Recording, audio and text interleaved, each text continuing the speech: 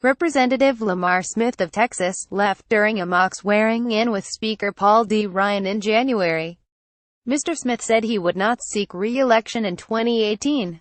Zach GibsonAssociated Press Washington. In his 5 years as chairman of the House Committee on Science, Space and Technology, Representative Lamar Smith transformed the once almost invisible position into a powerful bully pulpit.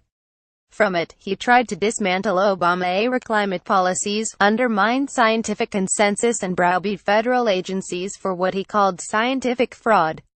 But with his run as chairman nearly done, the 69-year-old Texan announced on Thursday that he would retire rather than seek a 17th term in Congress and a spot on the backbench.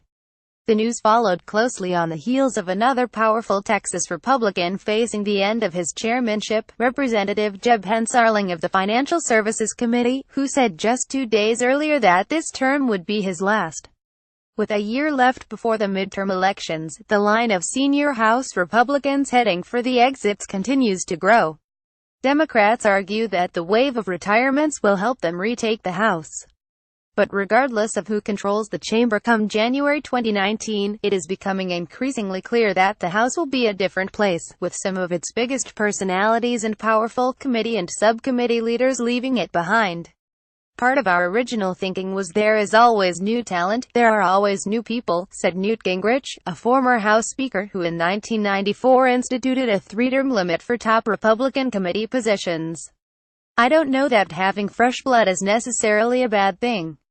He did add, however, it means we'll have a few more tough races next year.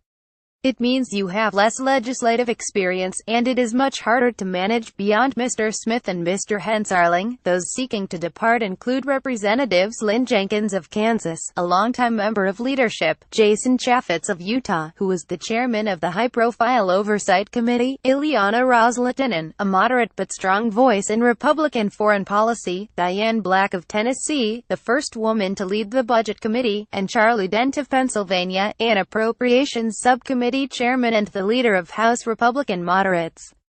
In all, 27 House Republicans have left, or announced their retirements or that they were seeking higher office, compared with 7 Democrats. Representative Jeb Hensarling of Texas, who is the chairman of the Financial Services Committee, said this term would be his last. Al-Dragath New York Times. Those numbers are expected to rise in the coming weeks, as filing and fundraising deadlines for next year's election near. Just how high could depend on the success or failure of Republicans' latest legislative push, an ambitious rewrite of the federal tax code that Speaker Paul D. Ryan of Wisconsin has pledged to get through the chamber in a matter of weeks. Should the effort fail, current and former lawmakers said, the number of demoralized Republicans leaving the chamber could jump. Each of us will have our own individual stories, but the promise of unified government is much more difficult, cumbersome and elusive than we ever thought it would be, said Mr. Chaffetz, 50, who stepped down in June to take a job at Fox News. You have people who are frustrated they can't get their legislation to the finish line. Republican campaign strategists and congressional aides said they were at least 2 other committee chairmen facing term limits for potential retirements: Bill Shuster of Pennsylvania, who is the chairman of the Transportation Committee, and Robert W. Goodlatte of Virginia, the chairman of the Judiciary Committee. Mr. Smith, a long-serving conservative and former Judiciary Committee chairman, said the decision to retire was largely personal. He wrote on Thursday that with his chairmanship ending and a new grandchild arriving, the time felt right to step aside after 16 terms. It is humbling living in a small apartment in Washington 4 nights a week, he wrote. And I seldom leave the office before late at night. Mr. Smith took over the science panel in 2013 and turned it into a powerful counterweight to Obama administration environmental policy.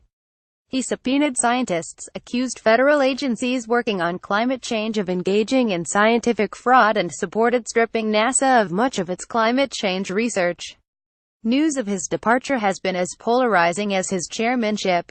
Myron E. Bell, a senior fellow at the Competitive Enterprise Institute, a libertarian think tank, and a leading contrarian of the scientific consensus on global warming, said Mr. Smith's retirement was a huge loss to the science community. Scientists who have clashed with him, though, said they were hopeful that his departure would mark a return to a less adversarial body. Chairman Smith misused his position to subpoena federal researchers, sow doubt about scientific facts, and push bills that would undermine the role of science in policy, said Andrew Rosenberg, the director of the Center for Science and Democracy at the Union of Concerned Scientists. I hope that the next representative to serve as chair will return this committee to its intended purpose, strengthening America's scientific enterprise, providing thoughtful and constructive oversight of federal policy, and protecting the health and safety of the people Congress is supposed to serve, he said. Mr. Hensarling, 60, cut a less divisive but still influential figure on Capitol Hill. As chairman of the Financial Services Committee, Mr. Hensarling was one of the House's leading lieutenants in the Republican fight to scale back the government's role in regulating the economy. In June, the House passed Mr. Hensarling's Financial Choice Act, which would dismantle many of the Obama-era banking regulations codified in the 2010 Dodd-Frank Act. He also broke with big business in his crusade to eliminate the Export-Import Bank, the government agency that guarantees loans for the overseas customers of American exporters.